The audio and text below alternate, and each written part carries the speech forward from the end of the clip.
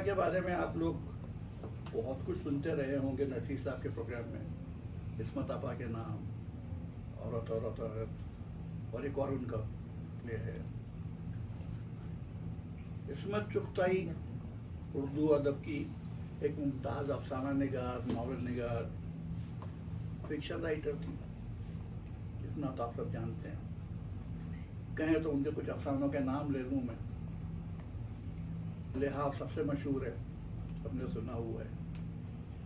उन्होंने फिल्मों पर भी काम किया। उससे कितने लोग मुतारिफ हैं, यानी परिचित हैं? पता है आपको किस किस फिल्म पे काम किया उन्होंने? तो मैं उनका तारुफ उनकी फिल्मों से कराने की कोशिश करता हूँ।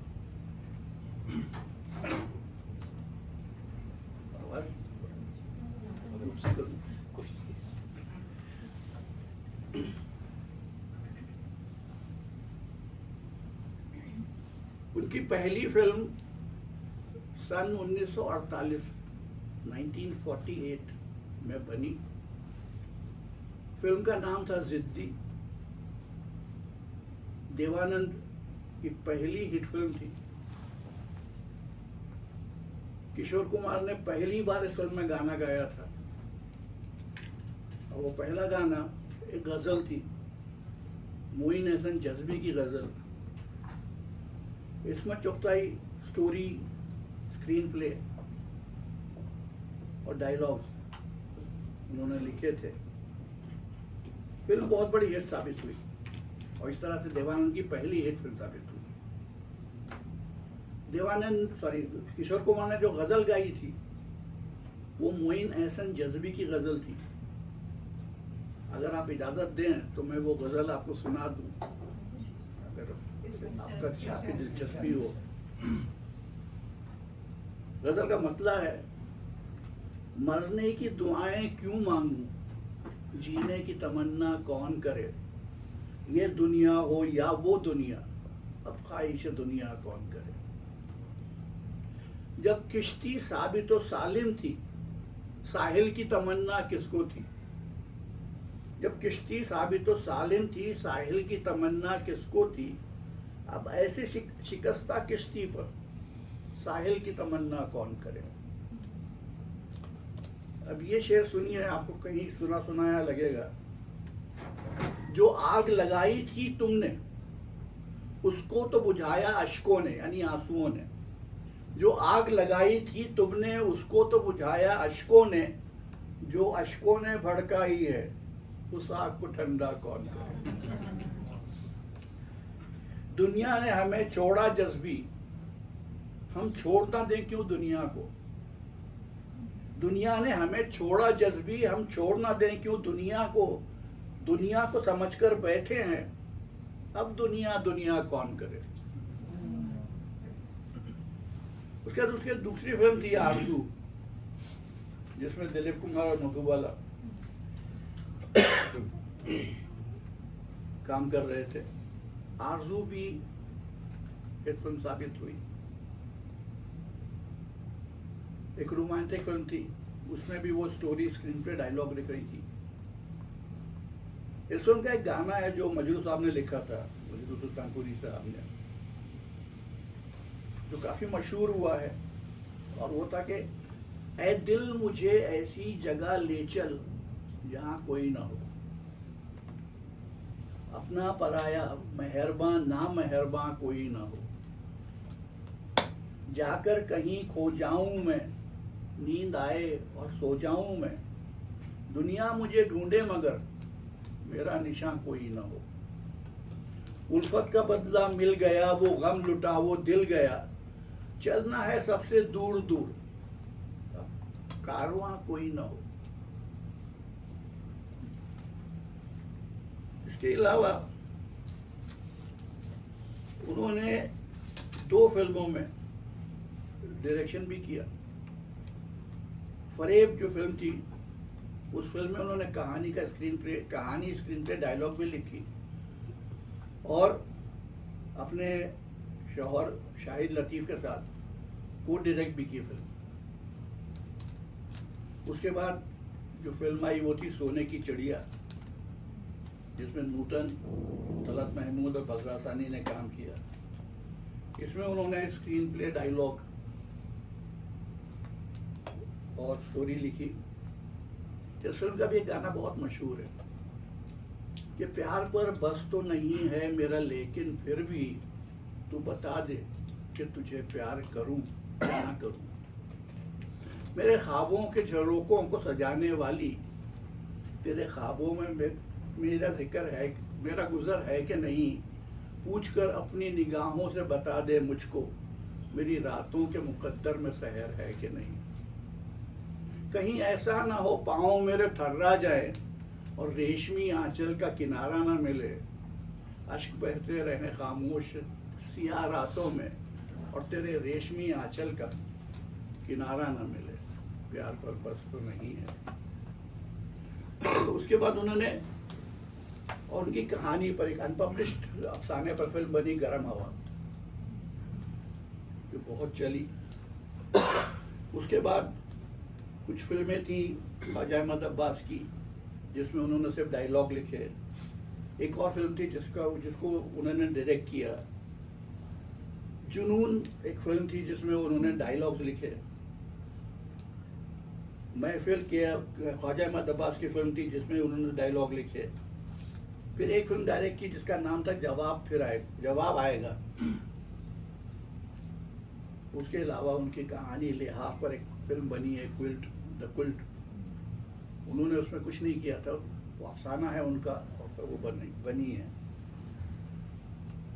तो न सिर्फ उर्दू अदब में बल्कि फिल्मी दुनिया में वो अपना एक निशान छोड़ गई हैं। ये क्या कम बड़ी बात है कि उन्होंने एक ऐसी फिल्म दी जो देवानंद की पहली हिट फिल्म थी, वो फिल्म जिसमें किशोर कुमार ने पहली बार गाना गाया था, और देवानंद और किशोर कुमार हिस्ट्री है, लेजेंड है। आज हम 3 अफसाने सुनाएंगे आपको।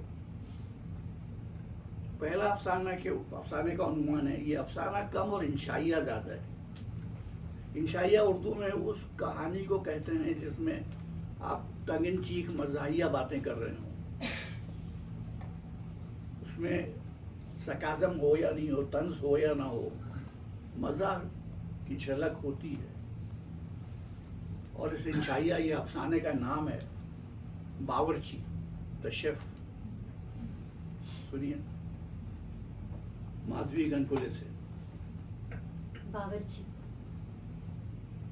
मेरा बावर्ची। काश इन गुरूर में डूबे हुए अल्फाज को मुंह से निकालने से पहले इंसान इतना सोच ले कि ये दुनिया फानी यानी नश्वर है। मूर्ख, यहाँ कोई किसी का नहीं। 2 दिन की चांदनी और फिर घोर अंधेरा।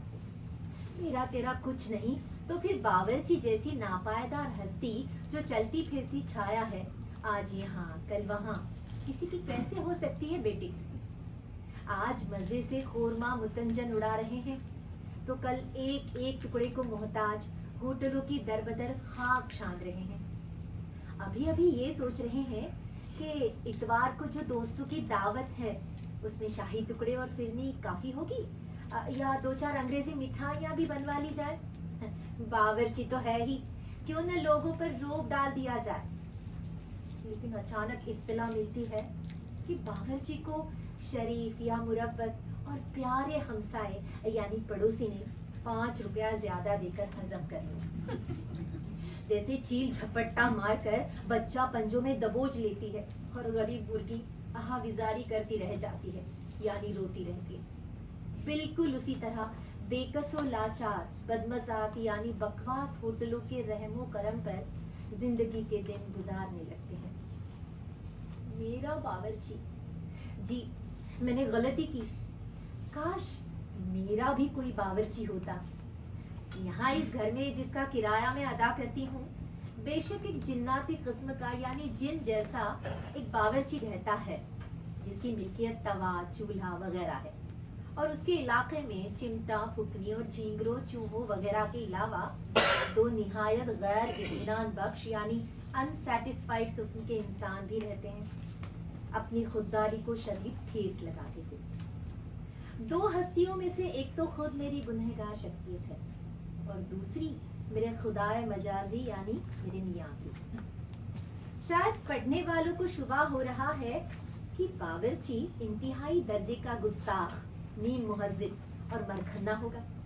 जी नहीं, सारी मुसीबत तो यही है कि वो खतरनाक हद तक मुहज्जिब यानी सभ्य, फरमा बरदार, ओबीडियंट और कम सुखन है यानी कम बात करने वाला। लोग कहेंगे तो फिर यकीनन मेरा दिमाग कुछ खराब है। जी नहीं, जहाँ तक आप मेरे बावर्ची की राय लें तो यकीनन रफ़े आम यानी समाज की खैरियत की गरज से मुझे फना कर देने या किसी दिमागी अस्पताल में दाखिल करने का मशवरा देगा। हाँ, तो काश ये बावर्ची और दूसरे बावर्चियों की तरह जरा बदतमीज, थोड़ा सा गुस्ताख और जिद्दी होता तो जिंदगी कितनी दिलचस्प और बेतकल्लुफ गुजरती। अगर वो थोड़ा सा गैर मुहज्जिब होता तो मैं कितनी आसानी से कुर्सी पर उकड़ू बैठकर खाना खा सकती थी, क्योंकि मुझे इस तरह खाने में लुत्फ आता है। मगर होता क्या है, जो ही मैं कुर्सी पर आलती पालती मारती हूँ उसे या तो जादू के जोर से पता चल जाता है या किसी न किसी बहाने सर झुकाए, आंखें नीची किए, पुष्ट पर हाथ बांधे वो नाजिल हो जाता है। गोया अगर उसकी शरारत बीच में हायल न होती तो उसके पकाए हुए खाने की तौहीन की पादाश यानी सजा में वो मुझे कुर्सी पर से धक्का देकर गिरा देता। अब मैं लाख चाहती हूँ कि ढिटाई लादे वैसी ही बैठी रहूं, मगर न जाने कौन सी मिकनातीसी यानी मैग्नेटिक ताकत से बेजान होकर मेरे पैर खुद ब खुद कुर्सी से फिसल कर सरनिगू हो जाते हैं। उस वक्त मेरी इतनी सुबकी होती है कि कुछ मैं ही जानती हूँ। एहसास कमतरी एकदम नाकाबिले बर्दाश्त तौर पर बढ़ जाता है और अपनी हस्ती निहायत नाकारा, छोटी और फजूल सी मालूम होने लगती है। साथ साथ देखती हूँ कि मैं उस छुरी से जो सिर्फ मछली खाने के लिए लगाई गई थी आके कबाब खा रही हूँ। मेरी तबई बुजदिली कहती है कि जालिम की नजर बचाकर छुरी बदल लूं। बगावत कहती है नहीं, इन पाबंदियों को तोड़कर आजाद हो जा। चुनांचे गलत छुरी से गलत खाना खाने पर निहायत इस्तेमाल से मुसीर रहती हूँ यानी इंसिस्ट करती हूँ। मैं तरक्की पसंद हूँ, किसी की हुकूमत सहना कसरे शान यानी शान के खिलाफ समझती हूँ। बावर्ची कुछ नहीं बोलता, लेकिन उसके ये तो मानी नहीं कि खामोश रहता है। कुदरत के बनाए हुए फरसुदा उसूल पर अमल करके वो जबान से बोलना अपनी हद तक समझता है, मगर उसका झुका हुआ सर तासुब से हिलता है। नीची आंख उस शर्मनाक नजारे की ताब न लाकर और झुक जाती है और कंधे नफरत और हिकारत से मुतासिर होकर पुरमानी झटके देते हैं। और जिस तरह बिल्ली को देखकर चूहा पस्त हो जाता है, मेरी भी तमाम कुव्वतें शल पड़ जाती हैं। छुरी कांटे रस्सियां तुड़ा हाथों से भागना शुरू कर देते हैं और ऐसा मालूम होता है आलू के कबाब नहीं खा रही हूँ बल्कि झक मार रही हूँ। थक कर छुरी कांटे को सीधा साधा प्लेट में लिटा देती हूँ। खुदाए बावर्ची खाने के इशारे से बैरा यानी बावर्ची मलकुल मौत की तरह यानी मौत के फरिश्ते की तरह प्लेट मेरे सामने से झपट जाता है और मैं नीम खुर्दा यानी आधे खाए हुए कबाब के तसव्वुर को खून के घूंट की तरह पी कर रह जाती हूँ। प्लेटों की उस आवाज की वजह से दिमाग का तवाजुन कुछ ऐसा बिगड़ जाता है कि बदहजमी की नौबत पहुंच जाए। फिर भी यह गैर फानी भूख तबीयत पर छाई रहती है। जब से ये बावर्ची आया है ऐसा मालूम होता है मैं खुद अपने घर मेहमान आई हूँ। खैर, अगर इतनी ही बात होती तो सब्र आ जाता, दिल को समझाती कि दुनिया भी तो एक सराय है, हम सब मेहमान तो हैं, न जाने कब सफर की तैयारी शुरू हो जाए। मुझे इस सफर से कतई इनकार नहीं, लेकिन ये भी नहीं जानती कि कबल अज वक्त यानी वक्त से पहले लश्तम पश्तम भाग निकलूं। खुदकुशी गुनाह है, मगर मैं अर्ज करती हूँ कि अगर मैं इस फेले मकरू की कभी मुर्तकब हो जाऊं तो कानूनन फांसी उस बेरहम बावर्ची को मिलनी चाहिए।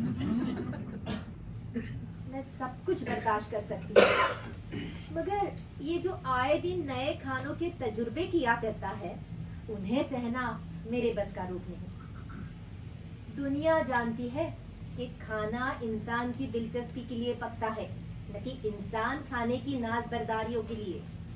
जबान खाने को चखती है, न कि खाना जबान को। फिर क्या वजह है कि ये जालिम ऐसे खाने इजाद करता है जो अगर बतौर आतिशबाजी इस्तेमाल किए जाए तो कानून की जद में आ जाने का डर हो? अव्वल तो इन खानों की शिनाख्त करना ही दुश्वार है। मालूम होगा चिमटे, फुकनियां, बेलन वगैरह गलती से पक गए हैं। खैर, जब यह गलतफहमी दूर हो गई तो पूछिए कि ये क्या जिस पर खुराक इंसानी होने का इल्जाम थोपा गया है? कभी मालूम होगा रोटी की ठोस गोलियों को घी मसाले में लुथेड़ दिया गया है। कभी शुबा होगा बच्चों के खिलौने और सिंगार की चीजों को इस तरह कारामद बनाने की सही यानी कोशिश फरमाई गई है। वीरानी यानी महंगाई का जमाना है। जो कुछ भी किफायती आड़ लेकर न कर डाला हो वो कम है। अब इस अरसे में कुव्वते फैसला बिल्कुल मफलूज हो चुकेगी। कभी तो असली फलों को लखनऊ की दस्तकारी समझकर हिमाकत का सबूत देना पड़ेगा, और कभी मस्नुई कागज के फूलों को असली फूल समझकर इंतहाई तिफलाना हरकत सरजद हो जाएगी। लोग कहेंगे क्या बावर्ची है, क्या मेज सजाता है। मगर मैं खूब जानती हूँ वो ये सब कुछ क्यों करता है। बेवकूफ बनाने के लिए वो बड़े सोच विचार के बाद ये जाल बिछाता है, और जब हम उसमें उलझकर खलाबाजियां खाने लगते हैं तो निहायत दाद तलब निगाहों से हमारी जुमला बदहवासियों को बगौर नोट करता जाता है, ताकि पड़ोस के तमाम बावर्चियों के सामने उनका मजाक उड़ाकर लुत्फ उठाए। ये सब वो सिर्फ उल्लू बनाने के लिए करता है, वरना खुद ही सोचिए, आका और खादिम के दरमियान ये साली बहनोई जैसा रोमांटिक मजाक क्या मानी रखता है। अभी पिछले दिनों का जिक्र है कि मेज पर एक अजीबो गरीब हेवला एक बड़ी सी काब यानी प्लेट में बड़े तमतराक से जलवा अफरोज नजर आया। सब ऐसे चौकन्ने हो गए जैसे गनीम के फेंके हुए बम को देख लिया हो। निहायत होशियारी से बावर्ची की आंख बचाकर पहचानने की कोशिश उतनी ही बेसुध और दुश्वार साबित हुई जैसे दरिया में कूद पड़ने के बाद खुश्क रहना। मजबूरन उसकी पुरमानी मुस्कुराहट से दहशत ज़दा होकर ऐसी सूरत बना ली जैसे पहचान गए कि क्या पकाया है। हमारे प्यारे बावर्ची ने अब निहायत मुअद्दिब तकल्लुफ के साथ काब उठाकर एक दूसरे के सर मंडना शुरू कर दी। ओहो शुक्रिया, मगर मेरा तो परहेज है, जरा सा ले लूंगा, पहले आप लीजिए। बदकिस्मती से एक बिन बुलाए मेहमान भी आंख फंसे थे धर लिए गए। बेचारे अब लर्जा व तरसा यानी हांफते कांपते चारों तरफ से देख रहे कि किस रुख से और किस औजार से हमला आवर हो। गोया किला फतेह करने का मरहला दरपेश हुए। नीज यानी इसके अलावा उसमें जो सब्ज सफेद फूल रखे हैं, यकीनन उन्हें खा ही जाए या सिर्फ वो नुमाइश की गरज से रखे गए हैं। यकीन मानिए यही साहब एक बार पूरा कागज जो सजावट की गरज से लगाया गया था निगल चुके थे, लिहाजा कुदरतन मजबूर थे। अब ये नहीं कि कमबख्त बावर्ची हर नई काप के साथ यानी प्लेट के साथ कम से कम एक पर्चा तरकीबे इस्तेमाल तो दे दिया करें। जी नहीं, वो निहायत मुअद्दिब फासले पर खड़ा लुत्फ ले रहा है। जब मेज पर रखे हुए सब हथियार नाकारा साबित होकर फावड़ों, हथौड़ों और दरांतियों की जरूरत महसूस होगी, तब वो निहायत मासूम और भोली आवाज में बताएगा कि बजाय पागलों की तरह कुश्ती लड़ने के अगर इसी शय को सीधे साधे चम्मच से निकाला जाता तो कभी इतनी बेलगाम न हो जाती। यही हुआ जब वो गरीब मेहमान अच्छी तरह जिस्मानी और दिमागी तौर पर पस्त हो चुके, तो मालूम हुआ कि जिस चीज को वो इस कदर जोशो खरोश से जबा कर रहे थे वो सिर्फ रिकाबी का पेंदा था। आदमी वहमी है। खाने से पहले सारी खुददारी को बालाए ताक रखकर निहायत लजाजत से पूछा कि ये है क्या बला कि जवाब मिलता है, सरकार भपोरियां हैं। भपोरियां? यानी कैसी बहवरियां? जूतियां हुजूर। ये लीजिए, क्या जवाब दिया है। गोया कमबख्त भपोरियां भी फलसफा हो गई, जो हम जैसे कूड़ मगजों की समझ में ना आएंगी। और सिर्फ उनका होना तो इस बात की दलील नहीं कि अब उन्हें भी खाना पड़े। यूं होने को तो दुनिया में हजारों चीजें होती हैं। जवाब मिलता है, सरकार मूंग की दाल से बनती है। अब भला मूंग की दाल जैसी शरीफुत्तबा जिन्स पर कौन शुबा कर सकता है। अगर नारियल के खौल, छुआरे की गुठलियों वगैरह से ये हरकत सरजद हो जाती है तो काबिले माफी थी, मगर ये मूंग की दाल और इस दर्जा कमबख्त। इसके साथ साथ वो ये भी वाजे कर देता है कि ये पनहोरिया या भपोरियां नसीम, अशोक कुमार, चंद्रमोहन, देविका रानी वगैरह का मरगूब तरीन यानी पसंदीदा खाना है। अब किसमें इतनी सकत यानी ताकत रह जाती है कि इन अजीमुशान भपोरियों को खाने से इनकार करे, जिन्हें नसीम कौन नसीम? वही पुकार की मलका नूरजहां पसंद कर चुकी है। मगर मैं खूब जानती हूँ कि जैसे हम बच्चों को शादी और हाव के नाम से डराते हैं, उस तरह मुझे मरूब करने के लिए ये बावर्ची मुअज्जज हस्तियों के अफसाने सुनाता है, जिनके यहाँ वो नौकर रहकर भपोरियां खिलाने के दावे करता है। और ये भी मुझे मालूम है कि उन बेचारियों के सर मुफ्त इल्जाम थोप रहा है। अगर हमारे सिवा किसी खुददार और जी-होश इंसान के सामने ये उन मनहूस भपोरियों का नाम भी ले लेता, तो आज यूं हंस हंस कर हमारे सीने पर मूंग न दलता होता, बल्कि कभी का दाई अजल को लब्बैक कह चुका होता, यानी मौत को गले लगाया होता। और आज में बजाय अपनी कम मालगी यानी कम ताकत मातम करने के, उसका मरसिया लिखकर यानी शोक गीत लिखकर शोहरत दुमाम हासिल कर चुकी होती। मुझे मालूम है कि इस वक्त तमाम पढ़ने वाले मेरे वजूद पर लानत भेज रहे होंगे। फूहड़ हूँ, उमूरे खानादारी से वाकिफ नहीं, वरना औरत होकर एक अदना बावर्ची से इस हद तक दबने की क्या मानी।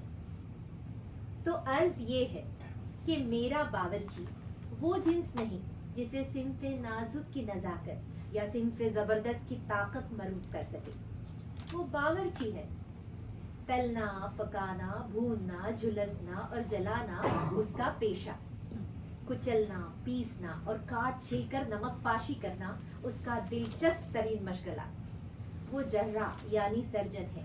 इखलाकियात यानी मोरालिटी से उसे क्या सरोकार। मगर बावजूद इन मजाली में माशुकाना के, अगर बावर्ची को बुखार आ जाए, किसी शादी ब्याह में छुट्टी पर चला जाए या कोई बेईमान पड़ोसी उसे हड़प कर जाए, तो सारे घर का वही हालेजार होता है जो शीरखार बच्चे की दूध की बोतल टूट जाने पर।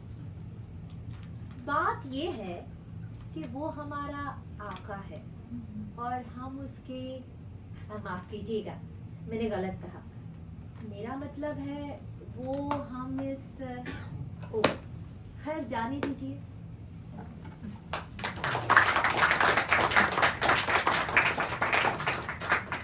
नौकर आज भी ऐसे ही मिलते हैं। अगले अफसाने का नाम है अंधा युग। अंधा युग एक बहुत मशहूर अफसाना है धर्मवीर भारती का, जो नाटक करने वाले बहुत अच्छी तरह से जानते हैं। ये इस्मा चुगताई का अंधा युग है। ये दोनों कहानियां जो हमने चुनी है थोड़ी सी, मुझे सिर्फ ये डर है कि बच्ची के कान में जो लफ्ज़ पड़ेंगे वो खैर।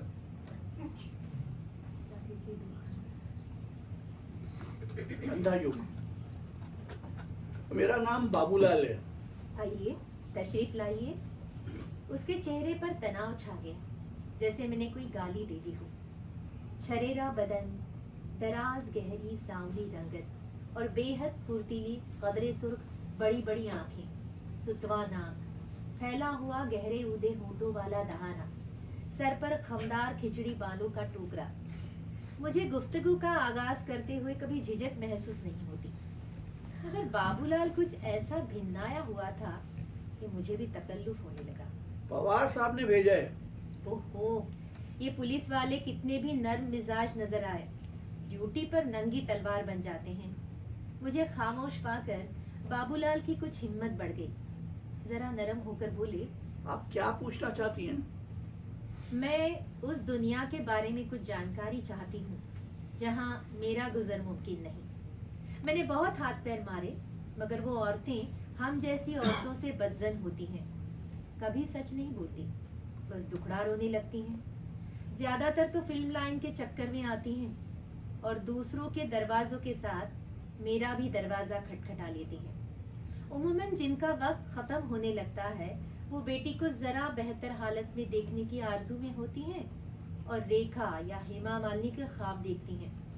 ये फिल्म लाइन कोई कम ब्रॉथल है? वैसे तो पूरी दुनिया ही एक ब्रॉथल है। क्या नहीं इस बाजार में बिकता। जहाँ खुदा बिकता है वहाँ इंसान का मातम बेकार है। शकील मियाँ, मैं कुछ भी हूँ, बस फ्रॉड से दूर हूँ। मैं इस पेशे की इखलाकी पस्ती के बजाय इक्तिसादी यानी इकोनॉमिक्स और सियासी यानी पॉलिटिकल पहलुओं से ज्यादा दिलचस्पी रखती हूँ। क्या ख्याल है आपका? क्या मौजूदा सेटअप में ब्रॉथल, मेरा मतलब है जिस्म का व्यापार, वक्त की जरूरत पूरी नहीं करता, जैसे बाथरूम? अच्छे काम की बात कही। शरबत या चाय? शरबत चलेगा। कोई बड़ा कारोबारी शहर बिना रंडी खानों के नहीं चल सकता। जभी तो समाज सुधार के दावेदार सीना को भी करते हैं, मगर कुछ करते नहीं। करते क्या नहीं, कर ही नहीं सकते। सबका नाता जुड़ा हुआ है। ये रंडी खाने हम जैसे टटपुंजियों के नहीं हैं, बड़े बड़े लोगों के हैं जो पुलिस और सरकार की छत्र छाया में फलते फूलते हैं। ये छापे जो पड़ते हैं सब दिखावे के लिए। हफ्ता बंधा हुआ है, कभी किसी बड़े ग्राहक के बल पर कोई दिखाता है, बस छापा पड़ जाता है। कानून कहता है रंडी का पेशा जुर्म नहीं, रंडी की कमाई खाना जुर्म है। ये लीजिए, रंडी कोई निगोड़ी नाठी होती है, उसका भी कुटुंब होता है। अपाहिज बाप, निकम्मा भाई, बीमार माँ, और साहब तंदुरुस्त भी हों तो पेट सबके साथ लगाए। और फिर दलाल बिना रंडी कितने दिन जी सकती है? पहली फुर्सत उन्हें शादी का वादा करके भगा ले जाते हैं और खुद कमाई खाते हैं। कोई भी ऐसा नहीं जो वाकई उनसे हमदर्दी रखता हो, हमेशा इस पेशे से नफरत करता है। ऐसे गधे अपनी बंबई में तो दिखाई नहीं पड़ते। आए दिन छोकरियां भागती रहती हैं। वही मिसल होती है कढ़ाई से निकल के चूल्हे में। ये आराम तलबी का पेशा नहीं है भी और नहीं भी।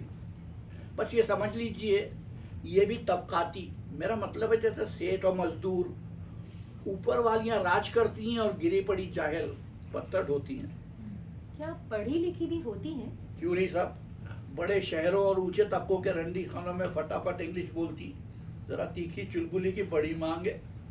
वैसे जवान और गोरी भी चलती है, पर जरा तर्रार फैशनेबल हो तो ग्राहक उस पर ज्यादा जल्दी ही रीझ जाता है। बस सूरत से ही नहीं चलती, थोड़ी बुद्धि चाहिए।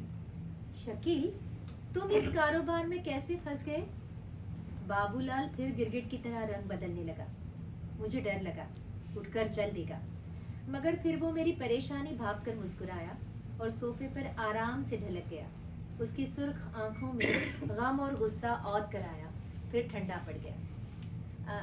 अगर इस सवाल से आपको, मैं फिर तकल्लुफ पर उतर आई। मुझे आप ना कही है, तकल्लुफ होता है। वो अपने हाथों को उलट पुलट कर देखने लगा। मैं छोटा सा था, कितना छोटा, कोई 4-5 साल का होऊंगा जब मेरे अब्बा जहरबाद से इंतकाल कर गए। अम्मा उस वक्त 19-20 की होंगी। कांटा चुभ गया था या कोई कील होगी, 3 दिन में खत्म हो गए। टिटेनस? जी वही रहा होगा। उसके बाद बस इतना याद है कि मेरी अम्मा नौकरानियों की तरह काम करती थी। बात बात पर मारपीट और गाली गुफ्तार, तोहमतें सो अलग। ताऊ बड़ा हरामजादा था। अंधेरे उजाले अम्मा को। वो एकदम खामोश हो गया। मैं भी खामोश रही। जहाँ दूर सोच में वो बीते दिनों में भटक रहा था, मेरा तखय्युल भी दौड़ने लगा। फिर एक दिन उसने अम्मा से निकाह पढ़वा लिया। बस फिर वो तो लट चले कि खुदा की पनाह। मैं इतना छोटा था कि कुछ पल्ले नहीं पड़ता था। ताई ना जाने क्यों मेरी भी दुश्मन हो गई और बात बेबात तमाचे जड़ा करती थी। ताऊ भी उस वक्त इस जूतम पैजार से तंग आकर बस सांड की तरह जो सामने आ जाता उसी को धुनक के रख देता, पी कर आता और दोनों बीवियों की कुंदी करता। एक दिन मैंने साले की पिंडली में काट खाया। अम्मा को झांकड़ से मार रहा था। झांकड़ जानती है क्या होते है? बबूल की खुश्क डाली।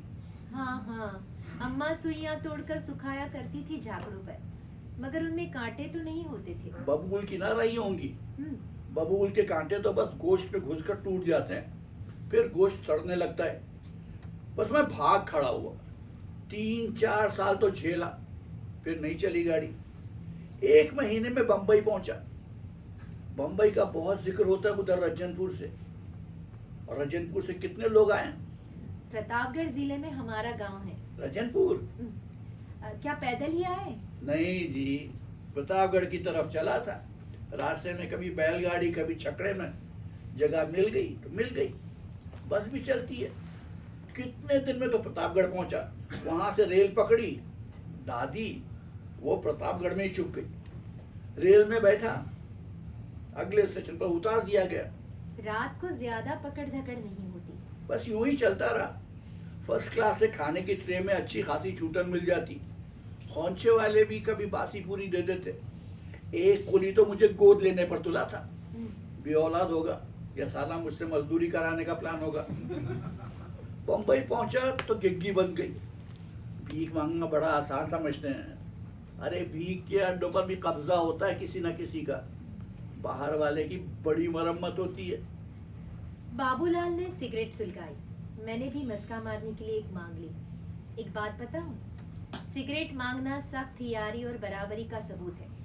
बाबूलाल ने फौरन जूते उतारकर पैर मेज पर फैला दिए, फिर खूब जोर जोर से सर खुजाया। आवाजदार जम्हाइयां ली तो चेहरे की तनाबें ढीली पड़ गई। बम्बई सेंट्रल के गेट पर खड़ा रो रहा था कि एक भले आदमी को रहम आ गया। गौर से देखा, आजमगढ़ का छोकरा है? नहीं, रज्जनपुर पोस्ट कुंडा। अच्छा अच्छा, प्रतापगढ़ का। वो थोड़ी देर तौलता रहा, फिर जेब से 10 रुपए का नोट निकाला और बोला, जा पहले उधर होटल में रोटी खा, फिर वो सामने कपड़ों की फुटपाथ पर ढेरी में से एक निक्कर और बनियान खरीद और रबड़ की चप्पल, बरसात में ठीक रहेगी। और देख, तेरा जी चाहे तो भाग जा, 10 रुपये आपुन के लिए कोई बात नहीं। उधर किराने की दुकान है नुक्कड़ से आगे, उधर आ जाना। मारपीट नहीं चलेगी, काम चाहिए काम मिलेगा। उन दिनों 12 आने की चप्पल मिलती थी, 1.5 रुपए का नीला निक्कर और 8 आने की बनियान। 14 आने में पेट भर पूरी भाजी और 2 जलेबी। निक्कर की जेब बार बार टटोलता था कि पैसे छन छना रहे हैं कि मैं ख्वाब देख रहा हूँ। 10-12 दिन वह मुझे लेके शहर में घूमता रहा। तब इतने मालों की बिल्डिंगें नहीं थी, पर गेटवे, ताजमहल होटल और फैला हुआ समुद्र देखकर चला गया। मुझे याद है पहली फिल्म अप्रैल में दिखाई थी बुंदू भाई ने, यही नाम था। मैं तो कलाबाजी खा गया। काम तो बुंदू भाई ने कुछ नहीं दिया। मैंने पूछा तो बोला, क्यों मरा जाता है, सारी उम्र काम ही करने का है, जरा घूम घाम ले। बुंदू भाई, उसका नाम हरगोविंद था। हम लोगों के ऐसे नाम होते हैं जिससे कुछ जात पात का पता नहीं चलता। धंधे में अड़चन पड़ती है और फिर मुझे खुदा याद ही कब था जो भूलता। पर बुंदू भाई मंदिर जाता तो मुझे भी साथ ले जाता और उसकी नकल में मैं उल्टा सुल्टा हाथ जोड़ के प्रसाद लेता, चवन्नी अठन्नी गले में डाल देता। ऐसे धंधे में पूजा पाठ से बड़ा सहारा मिलता है। मस्जिद में जाकर 2 रकात नमाज पढ़ ली और रूह पाक हो गई। मजहब से कोई दिलचस्पी नहीं थी? जी थी क्यों नहीं। उन दिनों नया नया पार्टीशन हुआ था। तकी भाई उधर कुलाबा में धंधा चलाता था। कुलाबा पॉश एरिया है। तकी भाई भी पॉश आदमी है। उसका एक हेयर कटिंग सलून भी था।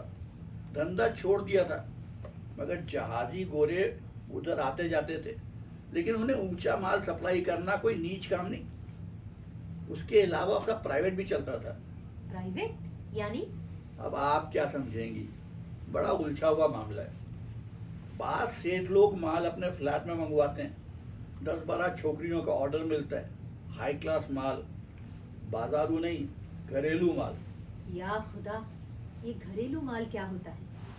मैं चकरा गई। थोड़ी देर बाद बाबूलाल अल्फाज तौलता रहा, फिर एकदम बोला, जब सेठ लोग ऊंची पार्टियां करते हैं तो 3 दिन 3 रातें हो हक में गुजर जाती हैं। घर पर कहे जाते हैं बिजनेस के सिलसिले में जा रहे हैं, महीने में ऐसे कई पार्टियां हो जाती हैं। सेठ थक जाते हैं। घर पर उनकी घरवालियां यानी नौजवान बल्कि अधेड़ भी जो दमदार हों, ऐसी पार्टियों में शिरकत चाहती हैं, उनका कोऑपरेशन मिलता है। और वहाँ पतिदेव से मुठभेड़ हो जाए तो? नहीं साहब, बड़ी मोहतात होती हैं, पूरी खबर रखती हैं। ओफो, हो सकता है एक साहब की बीवी दूसरे के पास और दूसरे साहब की बेगम उन साहब के पास। हो सकता है। ये अदल बदल तो सुना है यूरोप में बहुत चल रही है, यहाँ भी हो जाएगी और कौन जाने हो भी गई हो। हमको क्या लेना इन चक्करों में पड़ के, हमारा धंधा निहायत सेफ है। हाँ, कभी कभार पी पिलाकर करौन बच जाता है, छुरी चाकू निकल आते हैं। बाबू भाई ने बड़े तकल्लुफ से खटकेदार चाकू निकाला और हथेली पर तौलने लगा। मैंने सांस रोक ली। अगर बाबू भाई आहिस्ता से ये चाकू मेरे सीने में उतार दे तो ये राज कभी कागज पर ना उतर पाएगा। बाबू भाई ने बिना खोले चाकू वापस जेब में डाल दिया। मुझे अपने शक पर बेहद नदामत हुई। ये धंधा सारे मुल्क में फैला हुआ है। अपने सेठ के तो बैंगलोर, मद्रास, दिल्ली, कलकत्ता, बल्कि सुना है यूरोप तक में शेयर हैं। तकी भाई कह रहे थे बाकायदा इन शेयर्स के नीलाम होते हैं, दामादों को जहेज भी दिए जाते हैं, जुए में हारे जाते हैं। सच पूछिए तो धंधे के बगैर काम नहीं चलता। बड़े बड़े सौदे इन्हीं पार्टियों की मदद से होते हैं। आजकल पार्टियों में रौनक तभी होती है, और जो सेठानियाँ आती हैं वो एक कोने में जत्था बांधे कपड़े जेवर का जिक्र खैर करती रहती हैं, बच्चों के कारनामों का दुखड़ा रोती हैं, साथ आई कुंवारी बेटियों की निगाहबानी करती हैं। वो भी पार्टियों में हिस्सा लेते हैं? मेरा मतलब है कुंवारी बाली बेटियां। नहीं साहब, वो बड़ी संभाल के रखी जाती हैं। उनका बाजार अलग है। मेरा जी जल रहा था। जी क्या बात कह दी आपने। वैसे मर्जी से भाग के चली जाए तो और बात है, वरना बड़ी छानबीन के सौदे होते हैं। जिनकी दाश्ताएं न हो बहुत सीधे होंगे, यानी नेक निहात दामाद। नहीं जी, अगर मोटा आसामी हो तो कड़वी बातों का सवाल नहीं उठता। कौन नहीं जानता कॉलेज की लड़कियां क्या गुल खिलाती हैं। बस कॉलेज की लड़कियां ही गुल खिलाती हैं? ये जो पवन पुल और फारस रोड वाली हैं, ये तो कॉलेज नहीं जाती। अरे साहब, मैं ये थोड़ी कह रहा हूँ, वो अनपढ़ होती हैं, बदसूरत भी होती हैं, घरों से भाग कर आती हैं या अगवा कर ली जाती हैं। भगाने वाले सौदा करके चल देते हैं, कोई भी हो। अगर ये गुल ना खिले तो हम जैसे चोरी करें या भीख मांगें। कितनों को इनकी बदौलत 2 वक्त की रोटी मिलती है। तभी तो ये धंधा दुनिया से कभी नहीं मिटेगा। चीन और रूस में ये धंधा नहीं होता। मगर वहाँ तो मजहब नहीं है, वो शादी ही नहीं करते। क्या शादी गारंटी है कि धंधा नहीं होता? अभी आप ही बता रहे थे कि। बाबूलाल जिजविज हो गया। मैं डरी कि अब ये भागा। मैंने जल्दी से बात पलटी। मगर ये रेड लाइट एरिया बड़ी बेरहमी है ये तो। जी, जानवर ज़बा करना भी कह दीजिए कि बेरहमी है, मच्छी मुर्गी। हाँ, मगर इंसान का ज़बीहा किस मजहब में वाजिब है? मजहब को बीच में ना लाइए। बाबूलाल गर्व होने लगे, पर भागे नहीं। आप पक्के मुसलमान हैं? अल्हम्दुलिल्लाह। मजहबी तालीम बम्बई में आकर मुकम्मल की। नमाज पाबंदी से तो नहीं, लेकिन जब भी मौका मिलता है पढ़ता हूँ। बाजमात। यहाँ ईशा और फजर की कज़ा हो जाती है कुरान? तो हरामजादे ताऊ के बच्चे ने मकतब से उठा लिया। नमाज तो बम्बई में आकर सीख ली, और फिर जमात में तो ज़्यादा पढ़ना नहीं पड़ता, इमाम ही पढ़ता है। जी हाँ। पूछूं फिर बुंदू भाई ऐसा ही हिंदू होगा, मगर टाल जाना मुनासिब समझा। हज का इरादा है। बड़ी अकीदत से बोले। थोड़ी देर खामोशी रही, फिर बोले, अब चलूं? हाँ, बहुत बहुत शुक्रिया शकील मियाँ, आज आपने मेरी आंखें खोल दी। अगर मैं खुद जाऊं तब भी इतनी बातें मालूम नहीं होंगी। फारस रोड पर से गुजरना भी मुश्किल है। बजाय उनके मेरा सर झुक जाता है। किस नफरत से मुझे देखती हैं। भला दिल की बात क्या कहेंगी।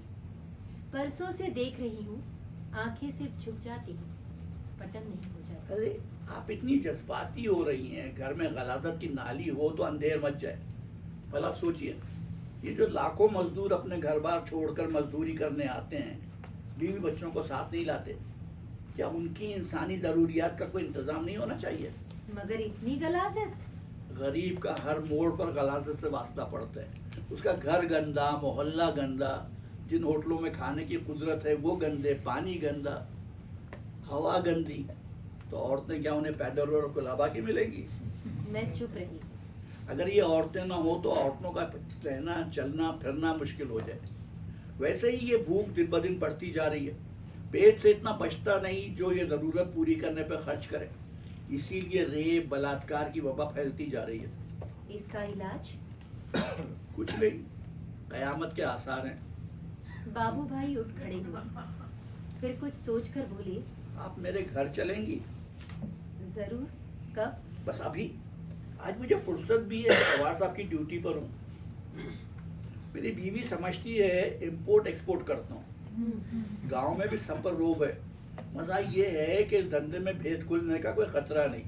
भेदी के अपने भेद भी तो होते हैं। जब मेरे पास कुछ पैसा हो गया तो मैं बड़े ठाठ से गांव गया।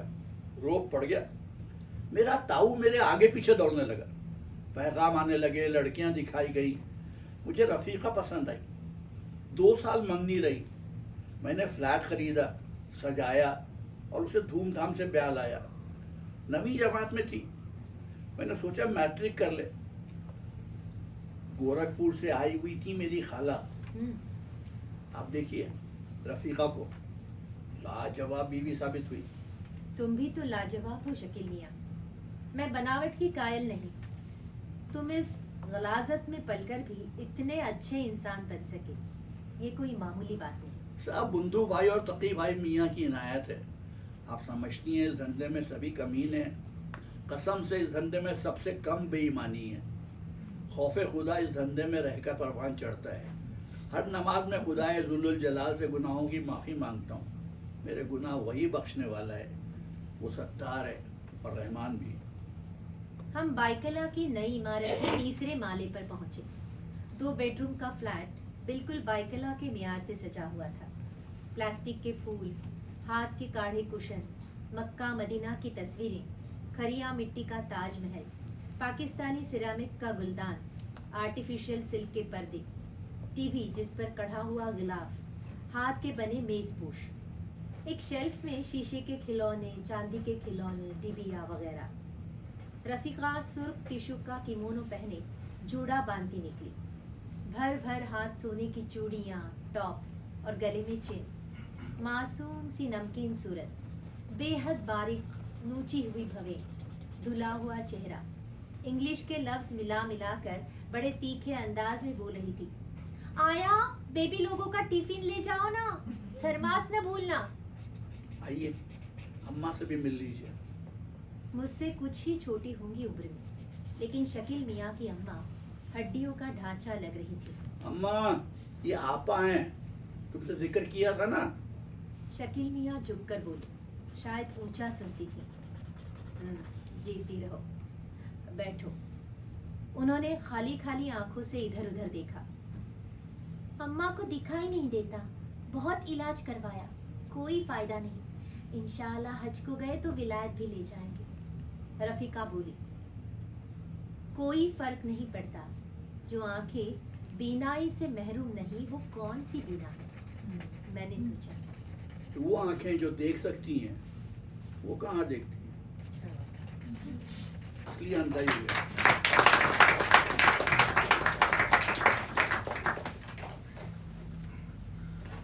आखिरी अफसाना मेरे ख्याल से इस्मत आपा के क्लासिक अफसानों में होना चाहिए। मेरे लिए है, लेकिन ये बहुत कम सुना गया अफसाना है। इसको थोड़ा गौर से सुने, पता नहीं। और किस्मत आपा की जो तहरीर है उसका मजा लें। अफसाने का उन्वान है तिल। चौधरी, एक मिनट, तिल मतलब वो तिल का तेल वाला तिल नहीं, अब जो चेहरे पे के मूल होते हैं, तिल। चौधरी, ए चौधरी, सुनो। गणेश चंद्र चौधरी चुप था। क्या झिंगर की तरह शिश करे जा रही हो? वही मैं थक गई जो। चुपकी बैठेगी के?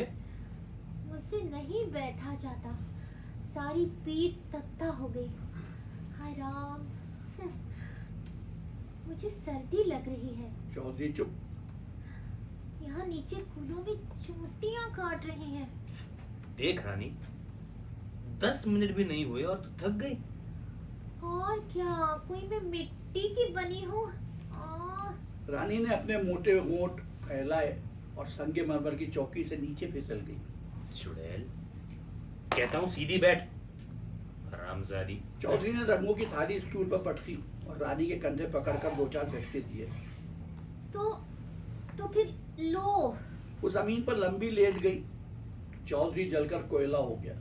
उसका जी चाह रानी के चिकने चिकने सियाह गालों पर खड़ी खड़ी खमचियां मारे, मगर वो जानता था फिर तो वो बिल्कुल ही काबू से बाहर हो जाएगी और बहाना करके रोने लगेगी। फिर वो तस्वीर जिसके लिए वो इतनी जानमारी कर रहा था नामुकम्मल रह जाएगी। देखो, थोड़ी देर और बैठी रहो और फिर थक गई ना। थक गई।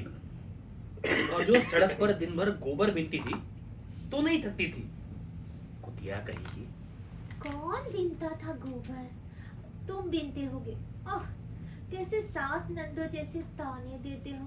वो रूठ कर बैठ गई और चौधरी को यकीन हो गया कि आज का दिन तो गया हाथ से। अच्छा देख, घड़ी रखी है, बस आधा घंटा, समझी? आध घंटा नहीं, बस 6 मिनट। वो चौकी पर चढ़ती हुई बोली। बात ये थी कि 6-7 से ज्यादा तो उसे गिनती भी नहीं आती थी और चौधरी खूब जानता था कि 6 मिनट के बजाय वो उसे आधा घंटा जमाए रखेगा। रानी ने कमर को खींचकर लंबा किया और भारी फूलदार मटकी कंधे पर रखी और बैठ गई। मगर कितनी देर चली है? ठीक है ना? हाँ देखो तो। हाँ हाँ ठीक है। अरे देखो तो। हाँ हाँ ठीक है। थोड़ी देर खामोशी से ब्रश चलते रहे, रंग पर रंग दौड़ते रहे, मगर कोई 1.5 मिनट भी नहीं गुजरा था कि रानी ने लंबी लंबी सांस ली। बस चौधरी, हो गए 6 मिनट। वो जल्दी से कभी उसे और कभी अदबनी तस्वीरों को देखने लगा। सर्दी लग रही है, चद्दर ओढ़ लूं? नहीं। आए जाड़ा। कुत्तों की तरह रोने लगी वो। चौधरी चुप। कमर, मेरी कमर रे चौधरी। असल में वो आज शरारत पर तुली हुई थी। चद्दर, चद्दर, मेरी चद्दर। कह रही हूँ मैं थक गई, अब हंडिया पटकती हुआ नहीं तो। चौधरी जल्दी से मुड़ा। वो तस्वीर मुकम्मल करने के लिए हंडिया अजायब खाने यानी म्यूजियम से मांग कर लाया था। अगर रानी उसे तोड़ दे तो बस समझ लो कि रानी की खोपड़ी की खैर नहीं। तू फिर थक गई। क्यों काट रही है चौधरी? वो अपने घने बालों को उलझाने लगी और फूलदार मटकी नीचे टिका दी। चौधरी ने ब्रश दूर दूर रख लिए, आंखें घुमाकर लट्टू की तरह बाहर निकाल ली और गुस्से से उसके चेहरे का गोश्त फड़कने लगा। उसकी चितकबरी छिद्री दाढ़ी किश्ती के बादबान की तरह लहराने लगी, जैसे बड़ा भारी तूफान आने पर सफ़ेद सफ़ेद बादबान हिलते हैं, और उसकी गंजी चिकनी खोपड़ी पर पसीने की बूंदें फूट आई। लेटे लेटे कमर तो दुख गई। रानी ने डर कर जल्दी से अपनी नशिश ठीक कर ली और फिर एकदम से फूट फूट कर रोने लगी। कोई मर भी जाए तो क्या? चौधरी ने आंखें फाड़कर उसे घूरा। जब कभी वो रोने लगती तो चौधरी के रुखसारों की मछलियां फड़कने लगती और नाक का बांसा टेढ़ा सा होने लगता और ब्रश हाथों में फुलझड़ी की तरह नाचने लगते। तश्तरी के सारे रंग एक दूसरे में गडमड होकर एक खला में तब्दील हो जाते और उसे कुछ ना सूझता। और ये गर्भ की हालत उस पर उस वक्त तक तारी रहती जब तक उसके दिमाग से चुभता हुआ कांटा ना निकल जाता। और रानी की हरकतें इस वक्त कांटा नहीं, काला बनकर उसकी हस्ती के आर पार निकली जा रही थी। हर सी रूह पर चौधरी के इस दौरे का पूरा पूरा असर होता था। चुनांचे रानी भी न बच सकी। उसने फिर अपने पेट को पिचकाया और होठों से फिर कई आवाजें निकालती हुई सीधी हो बैठी। थोड़ी देर तक दुनिया फिर अपने महवर पर घूमती रही। चौधरी का ब्रश सपाटे भरता रहा, रंग की थाली गंदी और बशक्ल होती गई, लेकिन चौधरी, इस दफा रानी प्यार से बोली। चौधरी के बगल में जैसे चूहा सा कूदा। दुनिया के एक महवर का पाया जरा सा लचका। जाने भाई महवर में पाए लगे होते हैं कि नहीं, लेकिन हुआ, कुछ ना कुछ जरूर हुआ। चौधरी, तुमने ये देखा है?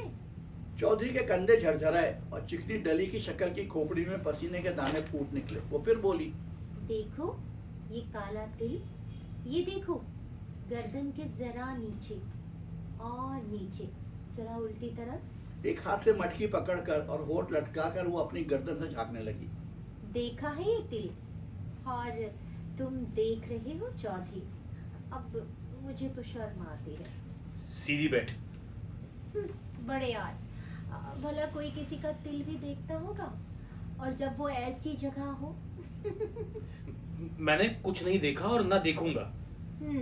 झूठे, सरासर काटरी आंख करके देख रहे हैं। और वो आवारा औरतों की तरह इठलाई। रानी, रानी ने सिर्फ नाक उचका दी। चौधरी मगलूब होकर काठ के डब्बे पर बैठ गया। तुझे मालूम नहीं है कि मैं कितना बड़ा हूँ? हराम, कोई कितने बड़े? वो भी मटकी झुकाकर आगे बढ़ी। मैं तेरे बाप बल्कि दादा के बराबर हूँ। और तू बता कितने की होगी? 15 बरस से आगे की नहीं। और तुझे ये बदमाशी की बातें किसने सिखाई? चौधरी दादा बराबर तो क्या, उसके बाप बराबर भी नहीं हो सकता था। जरा मामले को दबाने के लिए कह दिया था उसने। बदमाशी की बातें तो तुम करते हो जो तिल देखते हो। ऐसी बुरी जगह तो तिल है। वो आहिस्ता आहिस्ता तिल टटोलने लगी। जरा सी काहे को हूँ? वाह, जरा सी कहते हो। जरा सी होती तो क्या? तो क्या? रत्ना कहता है कि जिसकी छाती पर तिल होता है वो। रत्ना? ये रत्ना को कैसे मालूम कि तेरे कहाँ तिल है? मैंने दिखाया था। वो तिल को आहिस्ता आहिस्ता सहलाने लगी। तूने रत्ना को दिखाया था तिल? चौधरी का फिर खून कुलकुलाया और बगलों में चूहे कूदे और गालों का गोश्त फिर ब्रश जड़ी की तरह थिरकने लगा और रंग हिलने शुरू हुए। तो उसने देख लिया तिल, तो मैं क्या करती? कैसे देख लिया उसने तिल, जबकि तू? चौधरी की बतीसी ढीले किवाड़ों की तरह बजने लगी। नहा रही थी मैं, तब उसने वहां तलैया पर नहा रही थी। मुझे अकेले डर लगा कि कोई आ न जाए, इसलिए मैं उसे संग ले गई। कोई आ जाता तो? मैं नहा रही थी, चलो का भी धो दिया था। मुझे डर लगा कि कोई आ न जाए, इसलिए उसे ले गई थी। हाँ, उसने भोलपन से फैसला किया।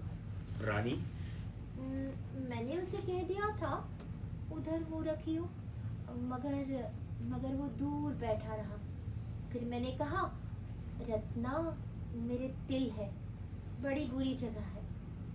वो बोला नहीं, तो मैंने बोला नहीं देखता है तो मत देख। हाँ भाई, मुझे क्या, क्यों चौधरी? फिर तू कैसे कहती है कि उसने तिल देखा? हाँ, फिर मैं डूबने जो लगी, पानी इतना इतना गहरा था। वो तिल से जरा नीचे उंगलियां रखकर बोली, बदतमीज। हाय राम, फिर सुनो तो चौधरी, तो क्या मैं डूब जाती? तुझे तैरना नहीं आता कुतिया? रात दिन हौदी में जो डुबकियां लगाती थी तब ना डूब मरी? वाह, पर मैं क्यों डूबती? मैं तो तिल दिखा रही थी। तूने तिल दिखाने के लिए बहाना किया था। चौधरी ने पतली सी कमची हवा में नचाई। अब वो मुस्कुरा रहा था। हाय राम, मुझे धोती तो ओढ़ लेने दो चौधरी जी। वो बंदरिया की तरह उचक कर खाट पर जा खड़ी हुई। जो तुम मारोगी तो सड़क पर भाग जाऊंगी, मुझे शर्म आएगी। मैं कह दूंगी चौधरी। क्या कह देगी? मैं कह दूंगी चौधरी कहता है मेरा तिल। लुच्ची। चौधरी पागल गीदड़ की तरह नाचने लगा। रानी समझ गई कि तीर निशाने पर बैठे है। साहब से कह दूंगी। सुना चौधरी, मारो मारो तुम मुझे, मार के भी देख लो। हाँ, ऐसे क्यों बोल रहे हो? मैं इतनी छोटी हूँ, जरा सी छोकरी, बड़े खराब हो तुम जी। वो हल्के हल्के दरवाजे की तरफ बढ़ने लगी और चौधरी सर पकड़कर बैठ गया। एक दफा तो जी में आया कि उठकर तस्वीर में तो लगा दे आग और रानी को इतना कूटे कि कचूमर बना दे। मगर फिर उसे नुमाइश याद आ गई जिसमें उसे 5,000 रुपये का इनाम मिलने वाला था। एक तो उसका सर वैसे ही घूम रहा था। वो तस्वीरें तो बनाने लगा था और हजारों तस्वीरें बनाकर छोड़ दी थी। उसने खिलते हुए गुलाब का शर्माया हुआ रंग, ठट्टा मारता हुआ सब्जा, नाश्ता थिरकता आबशार भी बनाया था। उसने सर डाहों और भीनी खुशबू तक को रंग में समो कर रखा था। दूर दूर के मुल्कों की नंगी और आरास्ता और पैरास्ता औरतें भी उसके सामने घंटों बैठने का फख्र हासिल कर चुकी थी। मगर ये चुलबुली गंवार छोकरी जिसे उसने मूरी की गलाजत से उठाकर अपने शाहकार के लिए चुना था, उसके काबू में ना आई। सबसे बड़ी मुसीबत तो ये थी कि हजारों रंग लुथेड़ने पर भी वो उसके जिस्म जैसा मसाला तैयार ना कर सका। उसने स्याही में संदल घोलकर उसमें नीला रंग मिला दिया, फिर भी उसके रंग की चमक आबनूसी, संदली, नीली और कुछ बादामी लहर लिए हुए थी। एक मुसीबत होती तो खैर, आज उसका रंग सुरमई होता तो दूसरे दिन उसमें शफक की सुर्खी फूटती और फिर कभी अचानक उसका जिस्म खत्म होती हुई रात की तरह ऊदी ऊदी घटाओं से मिलने लगता और कभी ना जाने कहाँ से उसमें सांप के जहर की सी नीलाहट झलकने लगती और आंखें भी गिरगिट की तरह रंग बदलती। उसने पहले दिन इत्मीनान से कोलतार यानी डामर का स्याह रंग तैयार किया, लेकिन फिर उसे पुतली के गिर्द लाल लाल डोरे नजर आए। फिर उन डोरों के आसपास की जमीन बादलों की तरह नीली मालूम होने लगी। वो झुंझला गया और ढेर सारा रंग बेकार हो गया। लेकिन उसके गुस्से की जब तो इंतहाई नहीं रही जब उसने देखा कि जरा सी देर में कोलतार जैसी पुतलियां सब्ज होने लगी और होते होते दो जमूरत की डलियों की तरह नाचने लगी। पुतलियों के आसपास का मैदान दूधिया सफेद हो गया और डोरे करमिजी हो गए। उफ, वो सर पकड़कर झूमने लगा और ऊपर से ये बातें, मच्छर काट गया। वो बच्चों की तरह मिनमिनाई। आज चौधरी ने इरादा कर लिया था कि वो गुन्नी साथ जाएगा, बोलेगा नहीं। इतने मुझे काटते हैं मत कि क्या बताऊं। चौधरी ये चुप। मच्छर, चौधरी चुप। अरे कैसे काटते हैं ये मच्छर। उसने मोटी सी ऐसी बाजारी गाली बकी जो कुछ आम भी नहीं थी। चौधरी उछल पड़ा। गाली? यानी ये लड़की होकर इतनी मोटी गाली जानती है? वो खुद सिवाय चंद बिल्कुल जबानजद गालियों के एक भी गहरी किस्म की गाली ना जानता था। उसने कभी गालियों के मसले पर गौर ही नहीं किया। ये गाली तो शायद दारोगा जी को भी नहीं आती होगी। वो भी चंद अल्फाज इस्तियारे के तौर पर इस्तेमाल कर लेते हैं, महज जरूरतन। ये तूने गालियां कहाँ से सीखी? कौन सी? ये उसने भोलपन से गाली दोहराई। रानी, चुन्नन ने दी थी एक दफा मच्छरों को।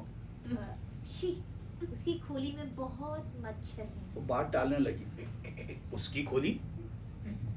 तो उसकी खोली में भी गई थी? वो ले गया था कि चल गुड़धानी खाएगी। फिर गुड़धानी खाई तूने? कहाँ, गुड़धानी थी भी नहीं, झूठ बोल रहा था। मगर अब ला देता है। तुझे चुन्नन गुड़धानी ला देता है? हाँ हाँ, और खिले भी। वो मटकी पर नक्शो निगार टटोलने लगी। और खीले? चौधरी जानता था कि वो बेकार हैरतज़दा हो रहे हैं। रानी गुड़धानी पर फरेफ्ता थी। वो चुन्नन की खोली छोड़ बोरी में कुत्तों के जबड़ों से गुड़धानी निकाल कर खा सकती थी। मैंने तुझे पैसे दिए, फिर भी तू चुन्नन से गुड़धानी लेती है? मैं कब लेती हूँ? मैं कोई मंगती हूँ यानी भिखारी, वही दे देता है। कहता है चल खोले में। मुझे तो वो आप बुरा लगता है। ऐसी बड़ी बड़ी मूछें हैं, मुझे तो छींकें आने लगती।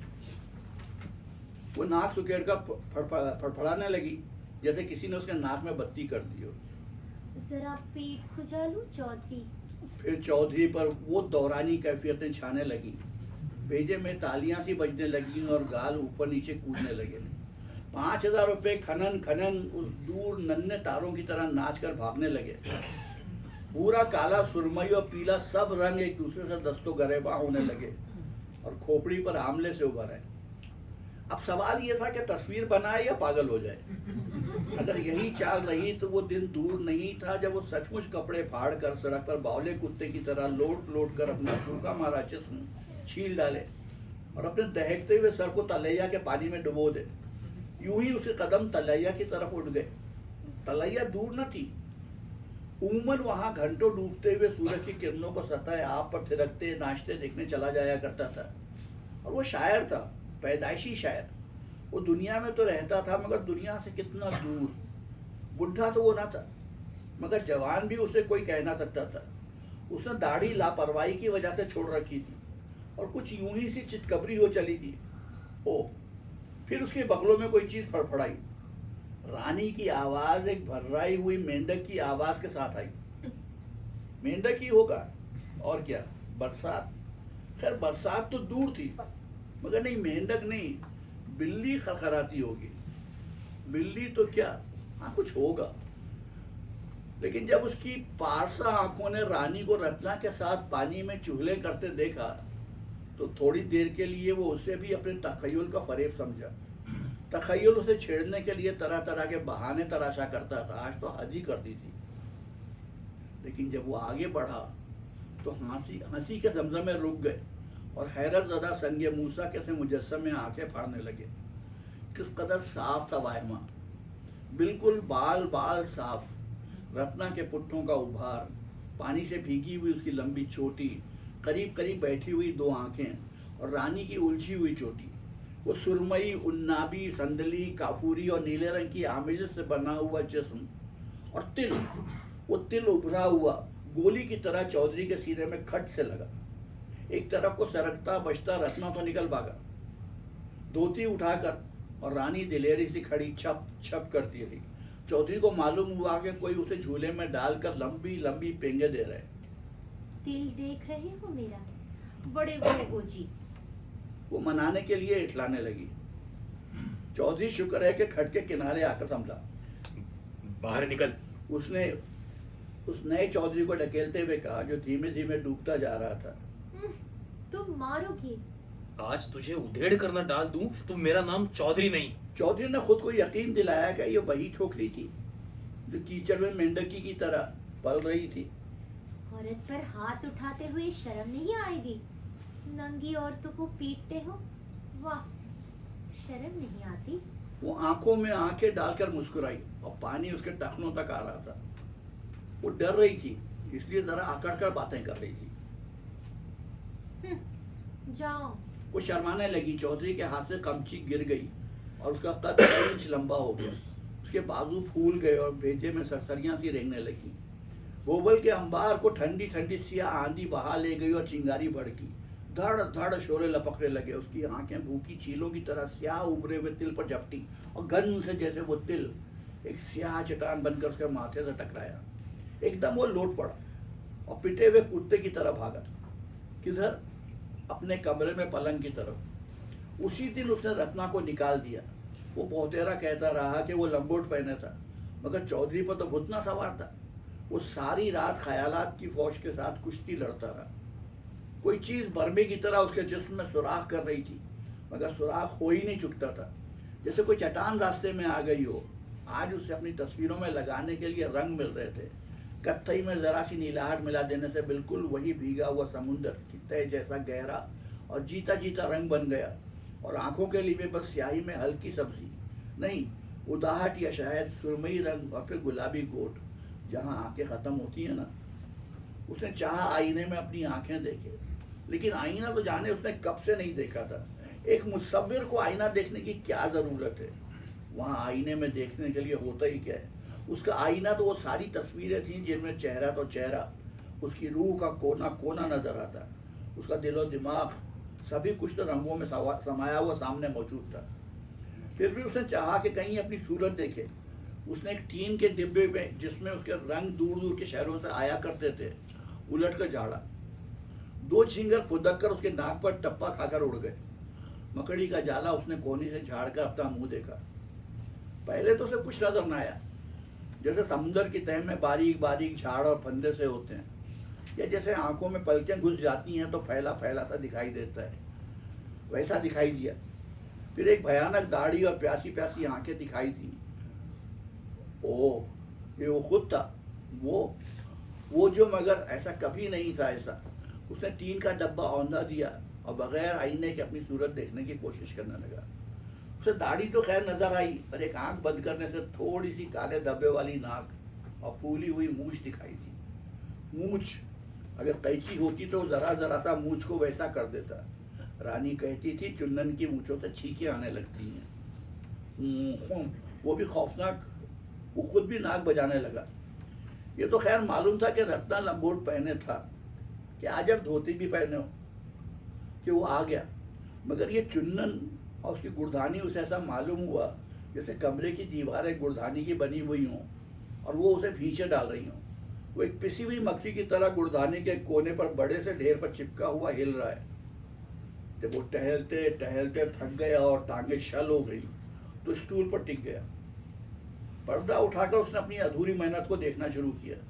देखते देखते दाग धब्बे घूमने लगे और एकदम ठहर गए।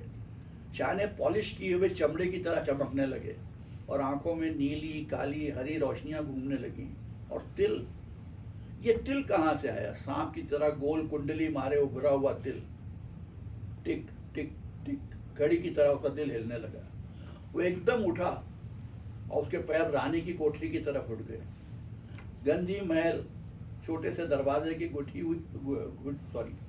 गंदी महल छोटे से दरवाजे की घुटी हुई कोठरी। वो कल इसे ऊंचा कराएगा। नहीं, ऊंचा नहीं, वो जो दूसरा कमरा है जिसमें खाली डब्बे पड़े रहते हैं वो ठीक है। अंधेरा बढ़ने लगा। उसका दिल अब भी घड़ी की तरह टिक टिक कर रहा था। कोठरी की स्याही धुली हुई कालौंच की तरह उसकी तरफ चारों तरफ लिपट गई। उसके दोनों हाथ चारपाई से टकराए, फिर वो बांध के झूले में धंस गए। उसने जल्दी जल्दी सारा पलंग टटोला, मगर रानी न थी। सारे बदन पर मच्छरों ने लिपट कर चटकना शुरू कर दिया। मोटे मोटे कह लगाते मच्छर, और फिर गुड़धानी की सिलें उस पर टूट पड़ी।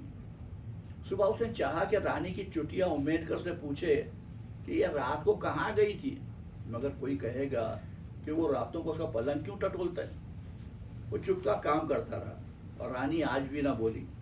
वो चाहता था कुछ तो बोले, शायद रात के उड़ने का पता चले, मगर वो मुंह बनाए रूठी बैठी थी। क्यों, क्या थक गई? उसने उसे मटकी रखते देखकर नरमी से पूछा। आज वो उसे लड़ना न चाहता था।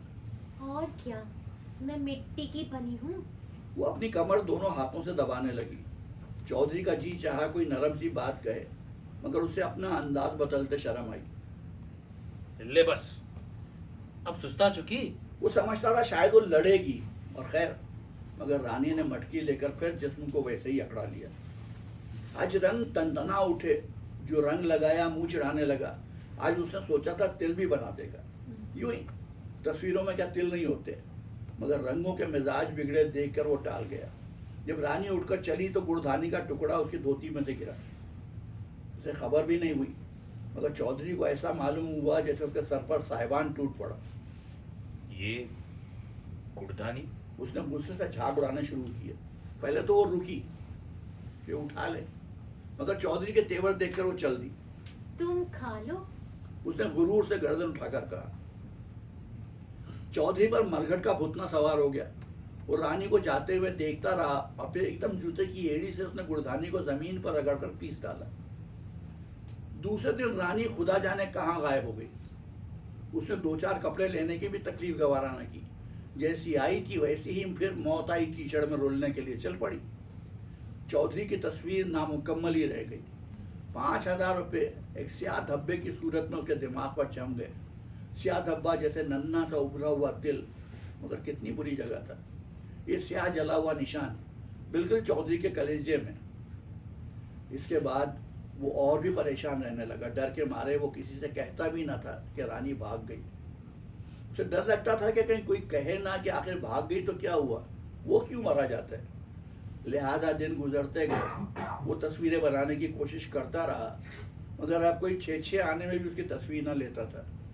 क्योंकि वो इस कदर भद्दे, डरावने, स्याह, भूरे और काले रंग शफक और फूलों में भरने लगा था कि लोग उल्लू समझते थे। उसके सारे रंग गडमड होकर खला में तब्दील हो चुके थे। इसके बाद और भी गैर दिलचस्प वाक़यात पेश आने लगे। लोग रानी के मुताल्लिक बार बार पूछते। वो कहता था ना जाने कहाँ गई, मगर लोग ऐसे सीधे साधे जवाब को कब पसंद करते थे। अरे चौधरी रानी को बेच आया। एक सौदागर आया था जो कई हजार देकर ले गया और रानी से बुरा ताल्लुक नाजायज कहीं पार कर दिया। जितने मुंह उससे दूनी बातें। चौधरी की जिंदगी अंधेरी कोठरी बन गई। मालूम होता था दुनिया उसे तलकर खाना चाहती है। यही नहीं, लुत्फ़ जिंदगी जब आया जब रानी एक खून आलूद गठरी एक अलग से रास्ते में रखती हुई पुलिस के हद पे चढ़ गई। फौरन गांव पर चढ़ाई हुई और चौधरी के रहे सहे हवास गुम हो गए। रानी के गुम होने का राज बिल्कुल आसानी से खुल गया और चौधरी हक्का बक्का मुंह फाड़े रह गया। उफ, उसकी सारी उम्र की पाकबाजी और नेक नियति यूं नाइंसाफी और अंधाधुन के हाथों कुचली हुई। मगर वो जानता था कि खुदा को खामखा उससे बैर नहीं। वो ऐसे साफ बच जाएगा जैसे सब बेगुनाह बच जाते, सांच को आँच का। मगर काश वो शरीके जुर्म ही रहता। यूं तो वो मुजरिम था ही, आखिर उसने पैदा होकर कौन सा जुर्म किया था। हाँ, तो काश वो शरीके जुर्म ही रहता, कैद भुगतता, मुसीबतें दुख दर्द झेलता। दुनिया भर की जिल्लतें अगर उसे मालूम होती तो वो हंस हंस कर गोद में लपक लेता। उसे मालूम होता कि वो यूं छूटेगा तो वो यूं गिड़गिड़ा कर खुदा के सामने अपनी सफाइयाँ पेश करके दुआ ना मांगता। हाँ, ये तो था कि ज़रा तिल, हाँ खैर, मगर खुदा क्या अपने बंदों की कमज़ोरी नहीं जानता। उसने ये सारी कमज़ोरियाँ इंसान के पीछे लगा दी हैं। मगर उसे क्या मालूम था कि जब रानी से पूछताछ होगी और सरकारी वकील चारों तरफ से मंतिक के जाल में घेर लेगा तो वो ये दाव चलेगी और यूं आज़ाद या दूसरे मानों में बर्बाद कर देगी। चौधरी का नहीं था। उसने भरी कचहरी में हलाफ उठाकर कह दिया। चौधरी तो हिजड़ा है। उसने लापरवाही से कहा। रत्ना से पूछो या चुन्नन से, अब मुझे क्या मालूम। वो अपनी पुरानी अदा से इतलाई। एक खामोश गरज और चमक के साथ स्याह पहाड़ चौधरी की हस्ती पर फटा और दूर स्याही में और भी गोल उभरा हुआ नुक्ता फिरकने की तरह घूमने लगा। चौधरी अब भी सड़क के किनारे कोयले से लकीरें काढ़ा करता है, लंबी, तिकोनी, गोल, जैसे जला हुआ दाग।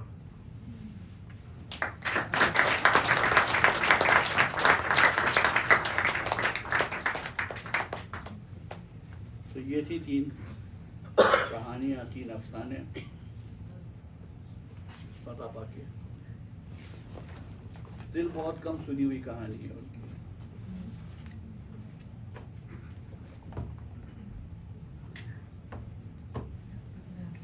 अब अगर आपको पूछना हो बावर्ची के बारे में, अंधा युग के बारे में या दिल के बारे में या किसी और चीज़ के बारे में, ये इतनी पॉपुलर क्यों नहीं हुई? दिल की कहानी इतनी पॉपुलर क्यों नहीं? This is the best.